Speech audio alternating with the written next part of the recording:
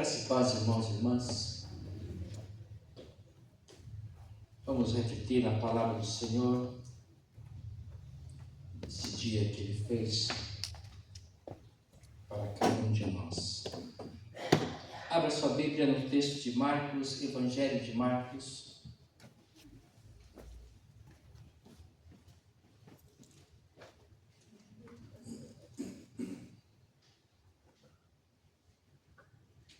Marcos capítulo 9, farei aqui várias leituras.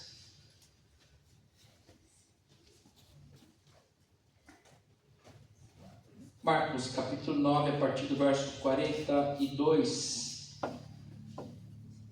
a penúltima perícope, fala sobre os tropeços. Marcos 9, 42, o versículo diz assim a palavra do Senhor: e quem fizer tropeçar a um destes pequeninos crentes, melhor que fora que se lhe pendurasse ao pescoço uma grande pedra de moinho e fosse lançado no mar. E se tua mão te faz tropeçar, corta, pois é melhor entrares maneta na vida do que, tendo as duas mãos, ires para o inferno, para o fogo inextinguível, onde não lhes morre o verme, nem o fogo se apaga. E se o teu pé te faz tropeçar, corta-o. É melhor entrares na vida aleijado do que, tendo os dois pés, seres lançado no inferno, onde não lhes morre o verme, nem o fogo se apaga. E se um dos teus olhos te faz tropeçar, arranca-o. É melhor entrares no reino de Deus com um só dos teus olhos, do que tendo os dois, sendo lançado no inferno, onde não lhes morre o verme, nem o fogo se apaga. Abra ainda a sua Bíblia no Evangelho de João, capítulo 3. Vou ler aqui apenas alguns versos, a partir do verso 16. João 3, 16. Diz assim a palavra do Senhor Deus vivo: porque Deus amou o mundo de tal maneira que deu seu Filho unigênito, para que todo aquele que nele crê não pereça, mas tenha vida eterna. Porquanto Deus enviou seu Filho ao mundo, não para que julgasse o mundo, mas para que o mundo fosse salvo por ele. Quem nele crê não é julgado. O que não crê já está julgado, porquanto não crê no nome do unigênito Filho de Deus. O julgamento é este, que a luz veio ao mundo, e os homens amaram mais as trevas do que a luz, porque as suas obras eram más. Pois todo aquele que pratica o mal aborrece a luz e não se chega para a luz, a fim de não serem arguidas as suas obras. Quem pratica a verdade aproxima-se da luz, a fim de que as suas obras sejam manifestas, porque feitas em Deus.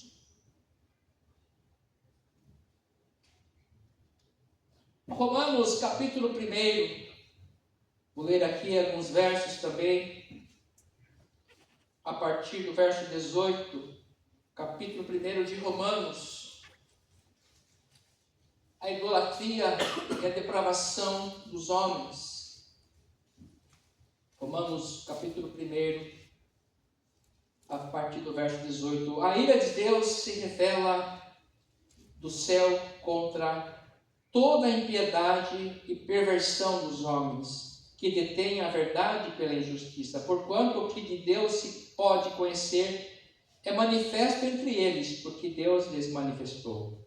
Porque os atributos invisíveis de Deus, assim o seu eterno poder, como também a sua própria divindade, claramente se reconhecem desde o princípio do mundo, sendo percebidos por meio de coisas que foram criadas. Tais homens são, por isso, indesculpáveis, porquanto, tendo conhecimento de Deus, não o glorificaram como Deus, nem lhes deram graças, antes se tornaram nulos em seus próprios raciocínios, obscurecendo-se-lhes o coração insensato, inculcando-se por sábios, tornaram-se loucos, e mudaram a glória do Deus incorruptível em semelhança da imagem de homem incorruptível, bem como as aves, quadrúpedes e répteis.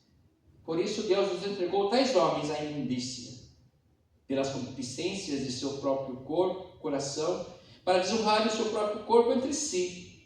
Pois eles mudaram a verdade de Deus em mentira, adorando, servindo a criatura em vez do Criador, o qual é bendito eternamente. Amém. Por causa disso, os entregou Deus a paixões infames, porque até as mulheres mudaram o modo natural de suas relações íntimas por outro, contrário à natureza. Semelhantemente, os homens também, deixando o contato natural da mulher, se inflamaram mutuamente em sua sensualidade, cometendo torpeza, homens com homens, recebendo em si mesmos a merecida punição do seu erro. Até aqui.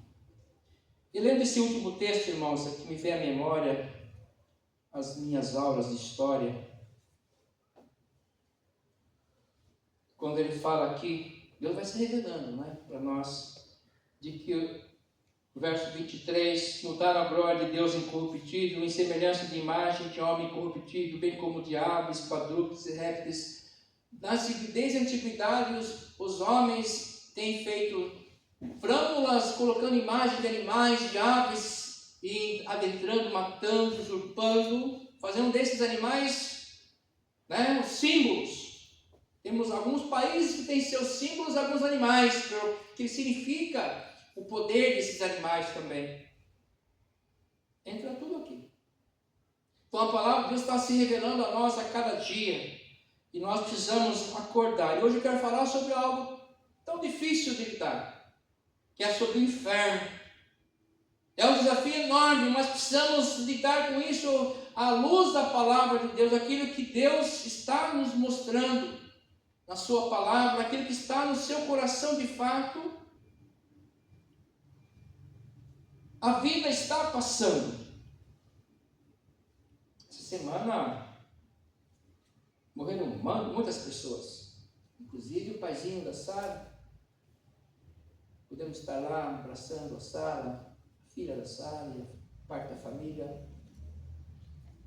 A vida está passando. Nós temos que ter convicção de que somos peregrinos nesse mundo.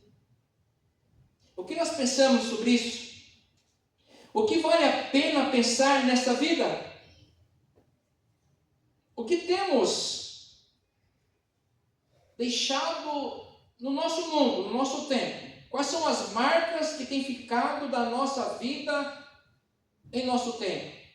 O que está ficando da minha vida, da sua vida, para a sua família, para os seus amigos? O que está ficando? Se nós hoje formos embora, e um dia a gente vai embora, que marcas ficarão? Como seremos lembrados? E não estou falando aqui de deixar bens materiais. Não é disso que se trata. Mas de valores do reino de Deus. O hino 404 do CTP, ao pensar nesse lar lá do céu, é disso que nós estamos falando. E nós cantamos esse hino sempre em funeral. Ao pensar nesse lar lá do céu. Mas não é para quem está partindo, é para quem está vivo. Para a gente pensar.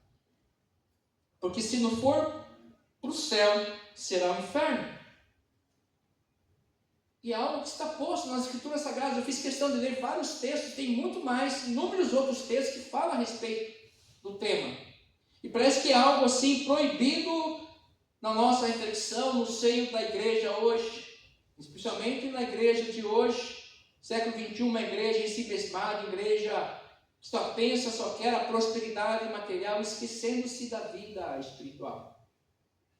De que essa vida é passageira. E nós somos aqui, como disse já, peregrinos.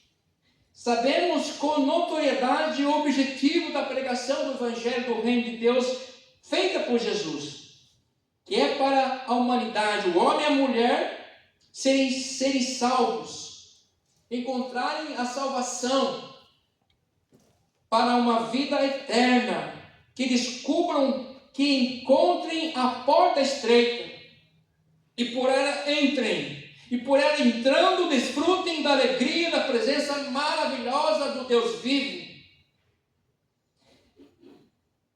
e da vida plena, e da vida abundante, e da vida eterna, para sempre. Esse é um lado da história, mostrado e demonstrado pelo próprio Deus, que se encarnou em Jesus Cristo. Esse é o propósito, esse é o desejo do coração do Senhor, que se revelou homem para ser propício a todos nós. Deus não se manifestou em homem para que é um capricho dele, é para que ele se mostrar propício, inerente à raça humana, perceptível. Ele suou, comeu com seus discípulos, bebeu, correu, andou, tomou pedradas, foi criticado, para que nós pudéssemos entender que de fato de tal amor nos amou. E esse é o desejo dele, de que todos possam se encontrar com ele. Ele se tornou homem para ser propício a cada um de nós, para dizer para mim e para você que é possível o reencontro do homem com o Senhor. E aí nós temos ao longo da história da humanidade as religiões, no latim religare, que é religar. É exatamente isso, religar o homem, a humanidade e a Deus. Só que o homem também criou muitas divindades, expressas no primeiro capítulo de Romanos, a partir do verso 18 que nós lemos. E o homem tem criado então muitos deuses, figuras de animais, de aves, quadrúpedes. E aí depois o homem e a mulher também se achando que é o Deus, e vivendo em função dos seus desejos, tendo colocado o homem e a mulher no altar para serem adorados, fugindo daquilo que a palavra nos preceitua para fugir. E Jesus vem dizer para nós que é possível esse reencontro. No entanto, o Senhor que disse que veio para salvar, também mostrou, avisou que existe um outro lado, a outra porta, a porta que é estreita. Por ela ele nos orienta a entrar, porque do outro lado tem a porta larga, espaçoso o caminho, largo o caminho. Nós já ministramos sobre isso.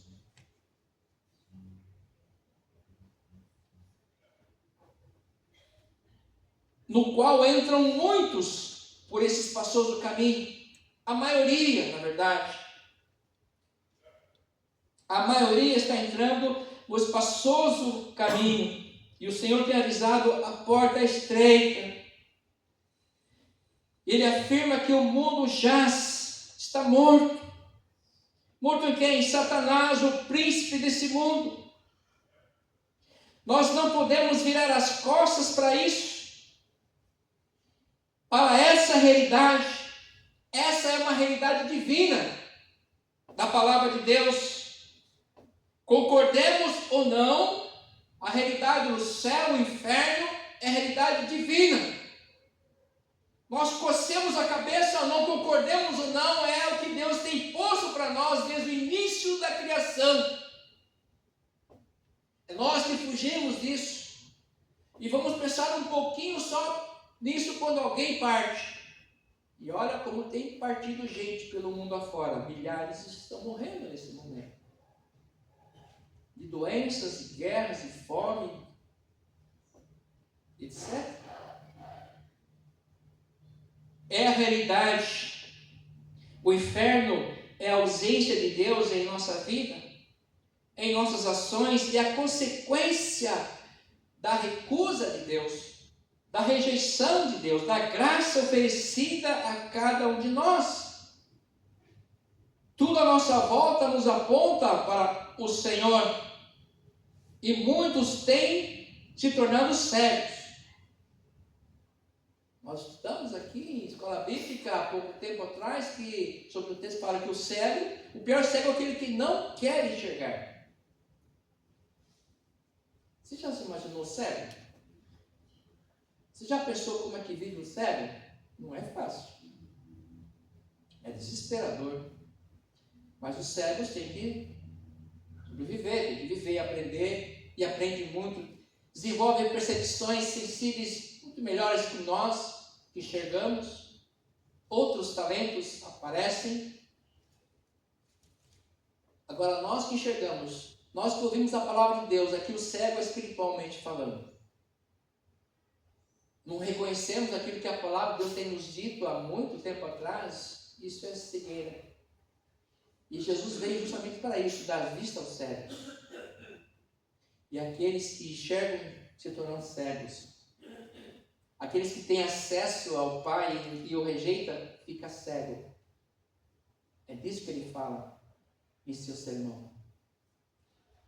Eu vim para dar vista aos cegos, e aqueles que veem serão cegos. O inferno não é algo simbólico, tal como o céu também não é simbólico. A salvação não é algo atingível para todos.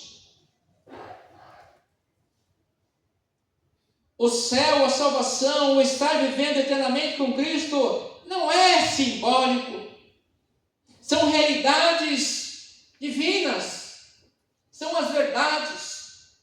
Jesus proferiu isso literalmente: eu sou o caminho, a verdade e a vida. Ninguém vai ao Pai senão por mim.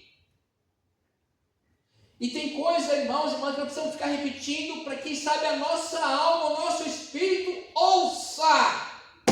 Porque às vezes o pai, a mãe, o pastor, o presbítero, os amigos que gostam da gente ficam buzinando para esse caminho santo de amizade com Deus, de amor e rejeição que essa sociedade está fazendo, e nós não ouvimos. E isso ainda é amor. Nós estamos vendo sobre a dispensação da graça. Dispensação da graça é a oportunidade de nós encontrarmos com Deus ainda em vida aqui e gozarmos do céu ainda aqui na terra. Dispensação da graça. Coisa que eu já disse para vocês, que o meu pastor lá, há muito tempo atrás, quando eu era adolescente, falava sobre isso, eu não entendia nada. Porque eu ainda era cego. Dispensação da graça é o amor de Deus sendo revelado a nós. O Deus que matou o seu Filho, o Deus que matou Jesus para que eu e você pudéssemos ser salvos. Pudéssemos nos encontrar com Ele. E quando Ele definitivamente nos chamaram, nos buscar, e nos encontraremos aí, partiremos para uma nova vida, a melhor vida. Somos peregrinos nesse tempo. Isso aqui é uma passagem e é muito rápido. Não sabemos como será a nossa partida, se vai ser um mal súbito, um infarto, um câncer, não interessa. O mais importante é que nós estejamos preparados para isso. E deixemos de brincar de religião. Deixemos de brincar de movimentos religiosos, tradições. Deixemos. E vivamos para o Senhor de fato,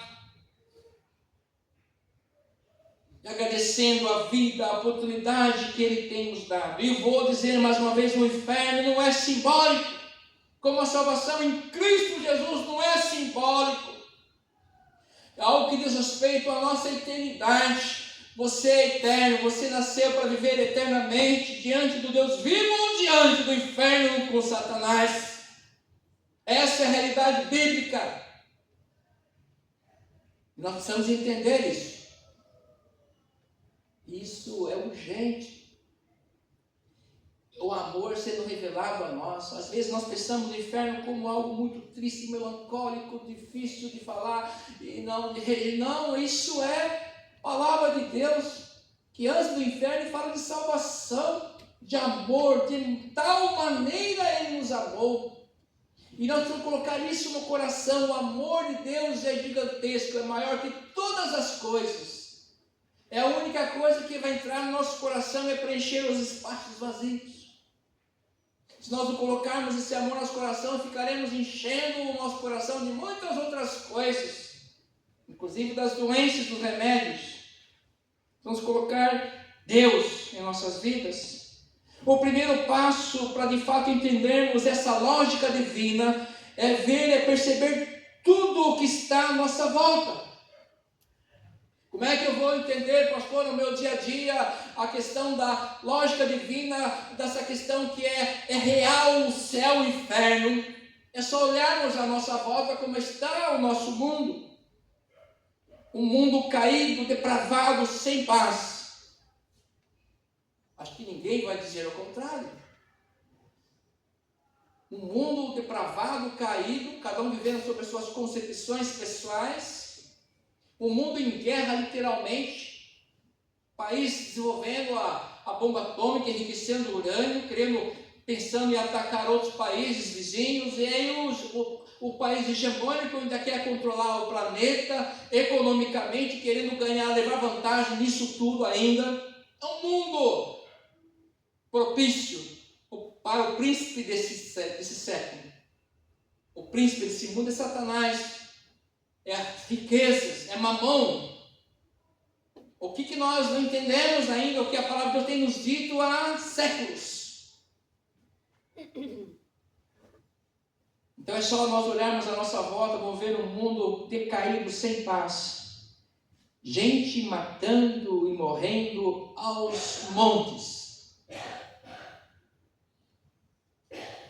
E a pergunta é, para onde estão indo essas pessoas? Se morrer hoje um amigo seu, aquele que você mais ama, para onde ele vai, será? Será que vai se encontrar com o Senhor Jesus? Viver na glória eterna? Começar a vida que é eterna? Não é essa vida que é passageira de 70 a 80 anos, que passa de ser cancerífado, segundo o Salmo 90. O Senhor está nos avisando, olha, essa vida é passageira. Ontem fizemos a festa aí do semestre dos aniversariantes, Deus concedeu aí aos irmãos mais um ano de vida. Ano que vem sabemos quem estará aqui. E quem está ficando velhinho que nem você, eu estou novo, muito jovem. Está chegando mais perto dos 70 e 80. Mas essa é a palavra de Deus, vem nos falando, só fica tranquilo, pede a mim sabedoria para você viver os seus dias. E viva com sabedoria, agradecendo a Deus por mais uma oportunidade. Senhor, eu quero te servir, me dá da tua graça, que eu possa entender e enxergar aqui na minha realidade a tua presença e como esse mundo está difícil, Jesus. Mas com o Senhor está tudo bom, porque o Senhor tem o controle de tudo. Ele não perdeu o controle, nós perdemos, mas Ele não. É colocar o nosso coração junto ao coração do Pai, buscando trilhar os caminhos que Ele tem nos preparado e jamais virar as costas para isso, porque nisso está a nossa benção. O mundo está depravado, cada um vivendo como quer. Logo, em segundo lugar, precisamos de conversão de rumo, mudança de caminho. Nos encontrarmos com Cristo, porque Ele continua bradando assim com todas as suas forças, do seu Espírito Santo, que Ele é o caminho, não tem outro. Ele é a verdade, o resto pode pagar. Ele é a vida. Ninguém vai chegar ao Pai, ninguém vai para o céu, se não for por Cristo. E é claro que é a sua palavra. Eu não vim para julgar, vim para salvar. Porque a palavra é que julga. É o preceito, é aquilo que a determinância da Escritura Sagrada nos manda a obedecer. Faça isso, não faça aquilo. É a orientação divina. E nesse caminho Ele vai nos dando da sua presença e direção. Nos arrependermos e nos voltarmos ao Senhor. Essa é a pregação do Evangelho, através de João, de Jesus, que sempre brada e bradou e continua bradando: arrependei-vos, porque está próximo o reino dos céus. Porque esse próximo, irmãos, esse tempo, é um susto. Para nós de hoje, daqui a 20, 30 anos, já foi, passa. Eu lembro hoje, quando o Gustavo estava me desenhando lá no clube da Vila Aparecida, até hoje tem um esboço. Ele era petitico assim. Continua torcendo para São Paulo, mas cresceu muito.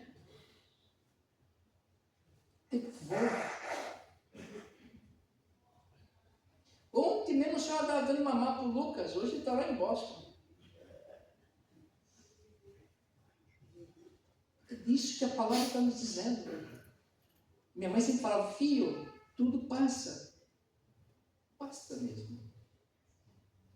E ficam as marcas. Aí eu volto a perguntar para você, que marcas nós vamos deixar para essa geração e para a futura geração? Eu e você. Que você é muito importante para a sua família, para os seus queridos. O que você vai deixar? Que seja a primeira coisa a obediência a Deus, o teu testemunho,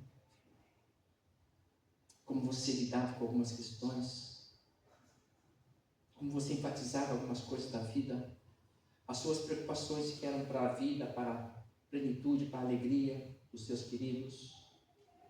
Quais são as marcas? Isso é a pregação do Evangelho, as boas novas. Em terceiro lugar, o Senhor vem desde sempre, nos advertindo do quanto Ele é bondoso, misericordioso e nos quer dar a salvação. Ele não quer que ninguém se perca, que ninguém morra literalmente. Não quer que ninguém seja condenado. Ele quer que todos se voltem para Ele,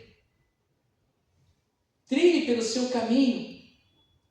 E é justamente pela liberdade que nós temos dessa graça maravilhosa que é a demonstração desse amor. Ele não vai nos obrigar a seguir no seu caminho. Isso é amor de tal maneira. Ele nos aponta, às vezes, uma cajadada aqui, outra espadadinha ali e tal, para nos mostrar o caminho dele. Às vezes sofremos algumas represálias dele, mas é por amor. Nós temos que agradecer até pelas circunstâncias ruins. Devemos continuar olhando para ele, para o seu convite. Ele sempre nos convidando para esse encontro maravilhoso com o seu caminho, com o seu Espírito, para que possamos adquirir sabedoria para a nossa caminhada, com humildade, em alegria,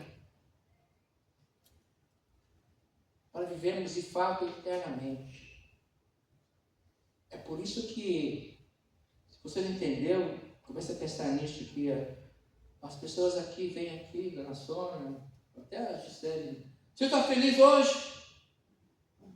É disso que se trata, é da nossa experiência com Deus, que apesar dele nós podemos ser gratos, reconhecendo que essa vida aqui ela é maravilhosa, sim, nós gostamos muito, queremos melhorar a verdade, mas a principal está chegando. E nós vemos nos vários textos lidos aqui, Marcos, Romanos e João, que o Senhor está se revelando. E Ele não mudou. Hebreus 13, 8. Ele é o mesmo ontem, hoje e será para sempre. E Ele quer nos abençoar, endireitar nossas veredas. Ele quer desfrutar da alegria conosco, do seu abraço, do seu aconchego. Ele quer nos redimir completamente, para que possamos viver não como o mundo vive, mas como Ele quer que nós vivamos, em plenitude da sua presença. Em plenitude, não vos conformando com isso, mas conformando com a sua vontade, com a sua palavra, onde Ele ordena a sua bênção. Ele ordena a sua bênção no céu sobre cada um de nós. Que possamos reconhecer que Ele continua nos abençoando, nos convidando carinhosamente. Vinde a mim. Vinde a mim. Vinde a mim.